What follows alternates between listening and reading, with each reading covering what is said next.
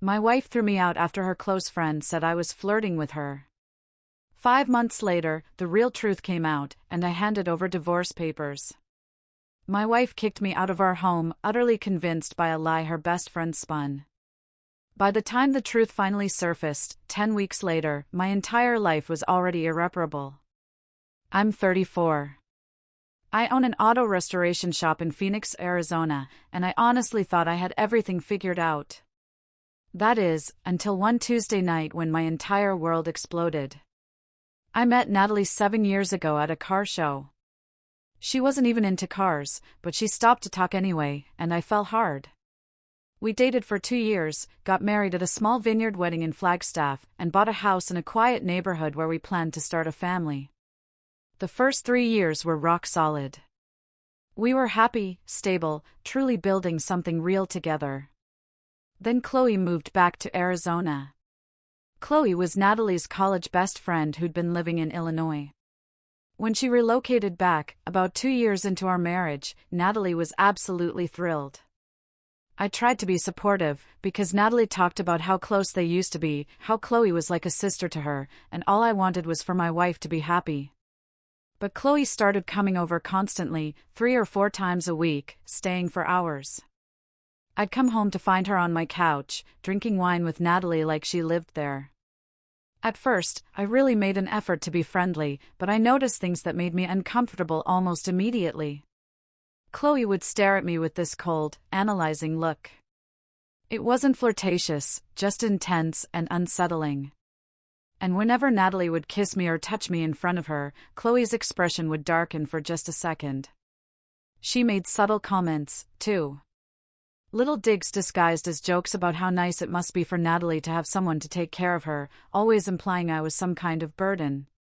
She'd tell stories about Natalie's ex-boyfriends from college, always emphasizing how fun and spontaneous they were compared to boring married life. I mentioned it to Natalie once, casually, just said that Chloe seemed a bit possessive, and Natalie shut me down hard. She told me Chloe was just protective and that I was being paranoid. I dropped it because I didn't want to fight. But Chloe's behavior just got worse. She started calling Natalie multiple times every single day, showing up unannounced at our house, getting visibly upset if Natalie made plans without including her. I watched my wife get completely consumed by this friendship. I felt like I was losing her to someone who clearly had some kind of agenda. Chloe would text Natalie at midnight. She would show up on Sunday mornings without calling. She would even invite herself to our date nights. Natalie started canceling plans with me to hang out with Chloe, and when I brought it up, she accused me of being controlling and jealous of her friendship. I wasn't jealous. I was concerned. Because Chloe looked at Natalie the way someone looks at a person they're in love with, and I was starting to realize that's exactly what was happening. But every time I tried to point it out, Natalie defended Chloe and turned it back on me, saying I was insecure or that I just didn't understand female friendships. We had installed a Ring doorbell a few months earlier for security, and I started noticing from the notifications just how often Chloe was showing up, sometimes 2 or 3 times a day when I wasn't home. Natalie and I were also part of a Discord gaming group with some friends, and Chloe had joined it, too, which meant she was literally in every part of our lives now. Then came the Tuesday night that destroyed everything. I had been at the shop late, finishing up a restoration project on a client's '69 Mustang, and I came home around 9, exhausted and ready to collapse.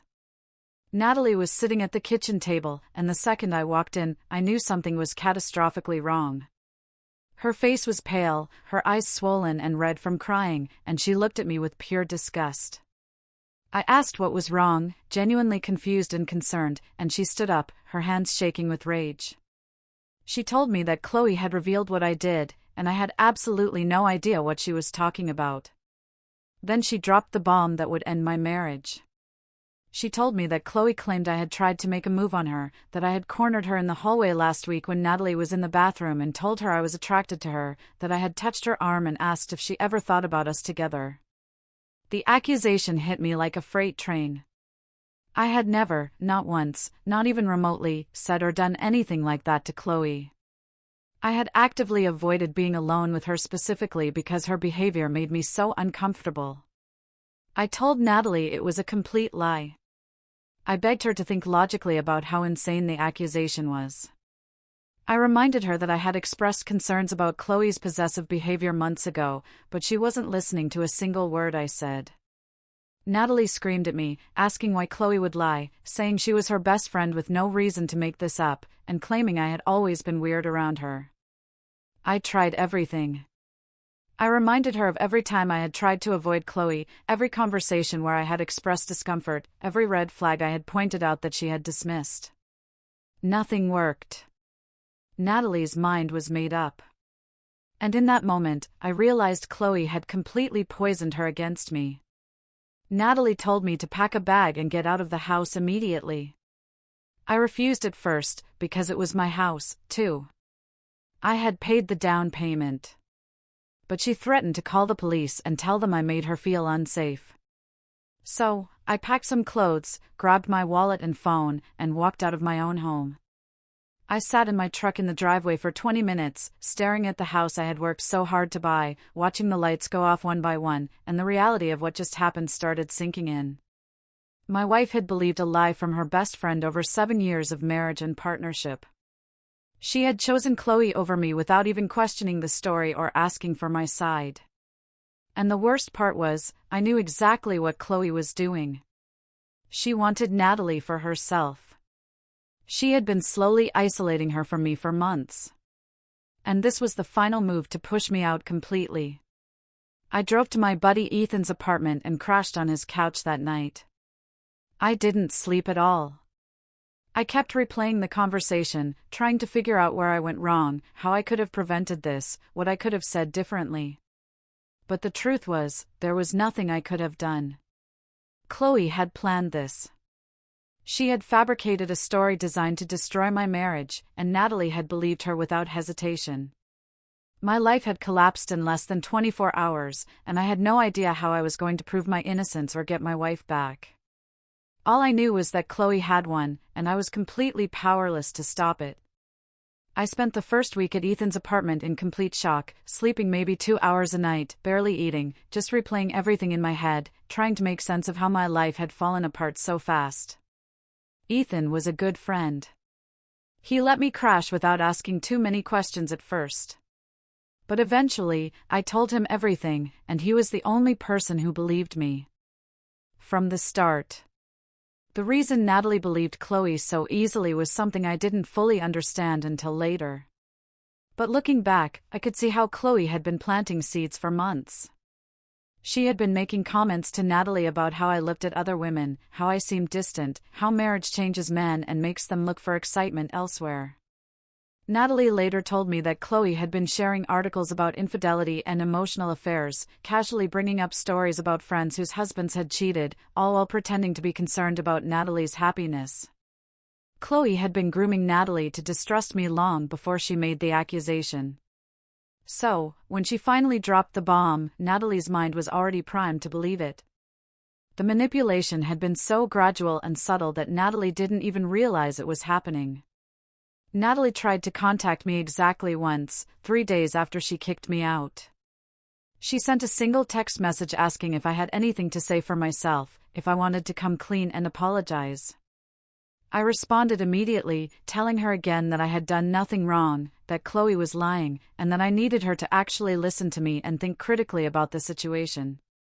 She replied saying she had thought about it, and that Chloe had no reason to lie while I had every reason to deny it, and that she needed space and didn't want me contacting her anymore. That was it. That was the only attempt at communication. After that, she completely cut me off. She blocked my number, blocked me on all social media, and refused to respond to any messages I sent through mutual friends.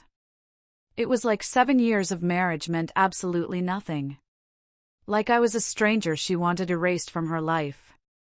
Meanwhile, Chloe had essentially moved into my house. I heard from a neighbor that her car was there every single day, that she was staying overnight constantly, and that she and Natalie were inseparable. The neighbor actually thought Chloe was Natalie's sister who had moved in to help her through the separation. But I knew exactly what was happening. Chloe had gotten exactly what she wanted. She had pushed me out and now had Natalie all to herself. I was living out of a duffel bag on Ethan's couch, unable to go back to my own home, unable to talk to my own wife, and watching my entire life get stolen by someone who had orchestrated this whole nightmare. I knew I needed to prove my innocence somehow. So, I started gathering evidence. I went through every single message, email, and interaction I had ever had with Chloe, which wasn't much because I had deliberately kept my distance from her. I pulled up our Discord chat history from that gaming group we were all in, and there was nothing there. Completely professional and minimal. I checked my phone records, and there were 0 calls or texts between me and Chloe outside of group messages. I requested the video footage from our Ring doorbell and reviewed every single time Chloe had been at our house. And you could see clear as day that I avoided her, that I would leave rooms when she entered, that I never engaged with her one-on-one. I gathered bank statements showing I had never taken her out, never bought her anything, never had any suspicious purchases that would indicate an affair or even an interest in one. I compiled everything into a folder and took it to a lawyer. The lawyer's name was Daniel, and he was recommended by Ethan's brother, who had gone through a messy divorce a few years back. Daniel looked through everything I brought him and told me straight up that I had a solid case, that the evidence clearly showed no inappropriate relationship with Chloe, but that it might not matter in the divorce proceedings because Arizona is a no-fault state. He explained that even if I could prove Natalie's accusations were false, the marriage was still over if she wanted it to be, and fighting it would just cost me more money and time. Daniel advised me to file for divorce myself to get ahead of it and control the narrative, and to document everything in case Chloe tried to escalate her lies further. So that's what I did. 2 weeks in, I filed for divorce, citing irreconcilable differences, and had the papers served to Natalie at the house. The entire time this was happening, Natalie's family and all our mutual friends were being told that I had made advances toward Chloe and that I was a creep who had betrayed my wife's trust. Natalie's mom called me once to tell me I was disgusting and that she had always known there was something off about me.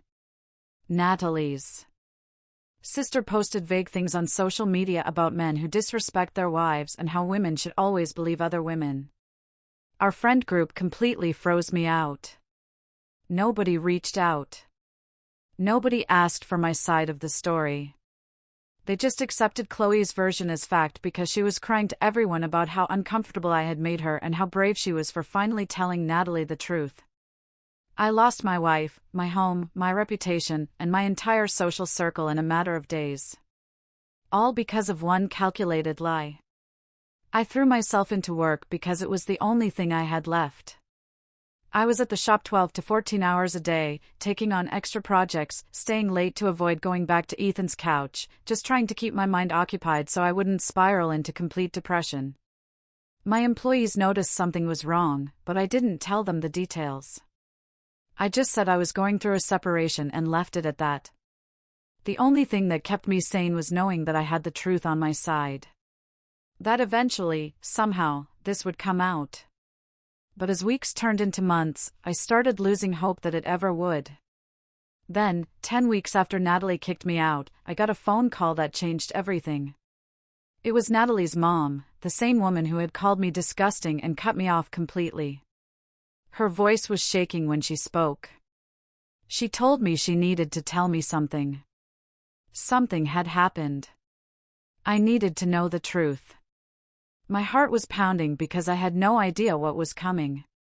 And then she told me that Chloe had confessed everything. Apparently, Chloe had gotten wasted at Natalie's place 2 nights before. Really drunk. The kind of drunk where people lose their filter and their secrets come pouring out. Natalie's mom had stopped by to drop off some groceries and found Chloe sobbing in the kitchen. In her drunken state, Chloe started talking, started admitting things she had kept buried. She told Natalie's mom she had always been in love with Natalie, that she had moved back to Arizona specifically to be close to her, and that she couldn't stand watching Natalie be married to me. She admitted she had made up the entire story about me making a move on her, that she had even created fake screenshots of text messages to show Natalie as proof, and that her whole goal was to destroy the marriage so Natalie would be hers. Natalie's mom said she immediately told Natalie everything, and Natalie had confronted Chloe the next morning when she was sober. Chloe tried to backtrack at first, tried to say she was just drunk and talking nonsense, but eventually she broke down and admitted it was all true. She confessed she had been manipulating Natalie for months, planting doubts about me, isolating her from me emotionally, and then finally fabricating the accusation that would push me out for good. Natalie's mom was crying on the phone, apologizing to me, saying she should have questioned the story more, that she should have given me a chance to defend myself. She told me Natalie knew the truth now and that she was devastated, but I didn't feel any satisfaction hearing it. I just felt empty because 10 weeks of hell couldn't be undone by an apology, and the damage that had been done to my life was irreversible. Natalie's mom said Natalie wanted to talk to me, that she wanted to explain and apologize, but I told her I wasn't ready, that I needed time to process everything. I hung up the phone and sat in my truck outside the shop. For the first time in 10 weeks, I cried. Not because I was relieved, but because I realized that even though the truth had come out, it was already too late to save anything. Daniel called me the day after Natalie's mom reached out and told me that Natalie had contacted him directly, asking if we could meet to talk about everything. Daniel advised me to agree to the meeting, but to keep it formal, to have him present, and to not let emotions dictate any decisions I made. He scheduled it for the following Saturday at the house, which felt appropriate since that's where everything had fallen apart. I drove there with Daniel, and walking up to my own front door felt surreal, like I was entering a place that used to be mine but now belonged to a stranger. Natalie answered, and she looked terrible, like she hadn't slept in days. Her eyes were swollen and red, and she could barely look at me. Daniel and I walked in and sat down in the living room. That's when I noticed Chloe was there, too, sitting on the couch like she had every right to be part of this conversation. Daniel immediately told Chloe she needed to leave, that this was a private meeting between me and Natalie, and that her presence was completely inappropriate. Chloe stood up reluctantly, gathering her bag, and as she walked past me toward the door, she leaned in close and whispered something I'll never forget. She told me I had ruined everything. The way she said it, with so much venom and genuine belief that I was somehow the villain in all this, made me realize just how delusional and dangerous she actually was. But what she didn't realize was that Natalie heard her. Natalie was standing right there and heard Chloe blame me for ruining the life that Chloe herself had destroyed with her lies. Something clicked in Natalie's mind in that moment. You could see it on her face, like the last piece of the puzzle finally fell into place, and she understood the full scope of what Chloe had done. Natalie turned on Chloe right there in the hallway and told her to get out and never contact her again. Chloe's face went from smug to panicked in seconds. She started backtracking, saying she didn't mean it like that, trying to grab Natalie's hand and explain. But Natalie pulled away and told her she was done, that she finally saw Chloe for who she really was, and that she never wanted to see her again. Chloe completely broke down. She started crying hysterically, admitting through sobs that she had loved Natalie since college, that she had wanted her for years, that she thought if she could just get me out of the picture, then Natalie would finally see they were meant to be together.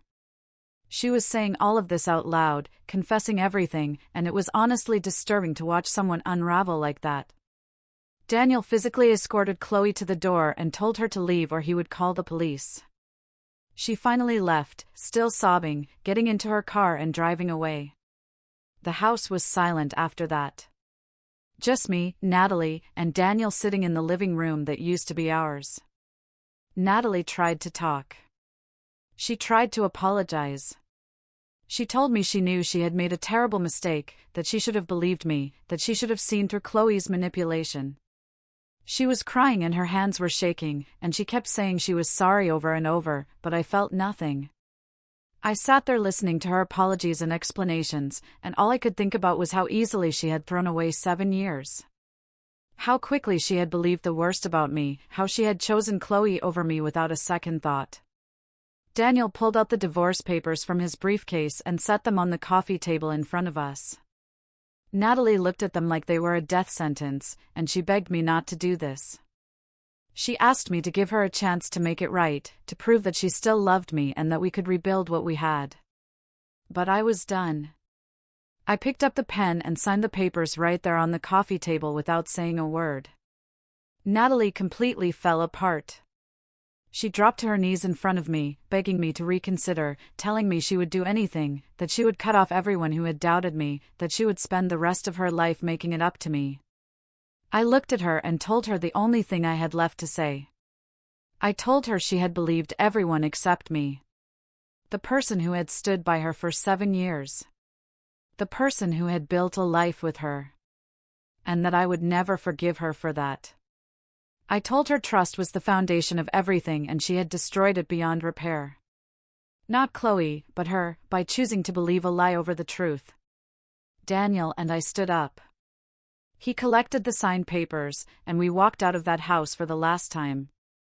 The divorce was finalized 3 months later.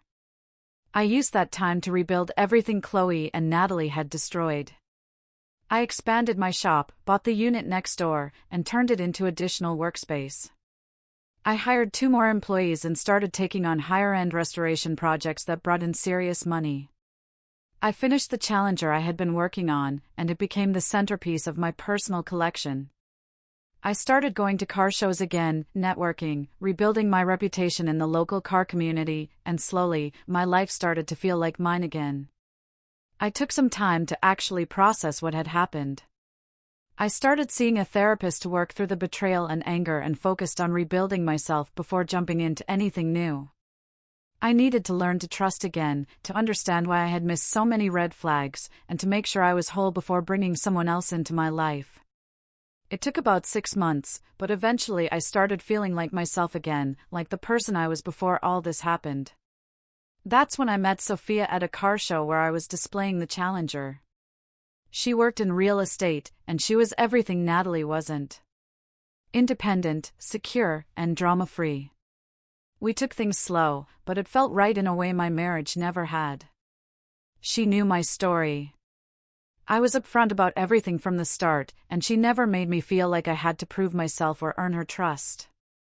It was just there naturally. Meanwhile, Natalie lost everything. Our mutual friends found out the truth about what Chloe had done, and most of them cut her off for not believing me and for allowing Chloe to manipulate her so completely. Her family was embarrassed and disappointed in her judgment. She ended up selling the house because she couldn't afford it on her own and moved into a small apartment across town. I heard through the grapevine she was seeing a therapist, trying to process everything that had happened. Chloe fled back to Illinois with her life in ruins. Her reputation destroyed. No friends, no Natalie, nothing left of the fantasy she had tried to build. As for me, I didn't lose anything in the end. I grew. I learned to trust my instincts. I learned that red flags exist for a reason. And I learned that some people will destroy your life just to feel like they've won something. I rebuilt better, stronger, smarter, and I never ignored a red flag again. After all that, do you think I was right to walk away?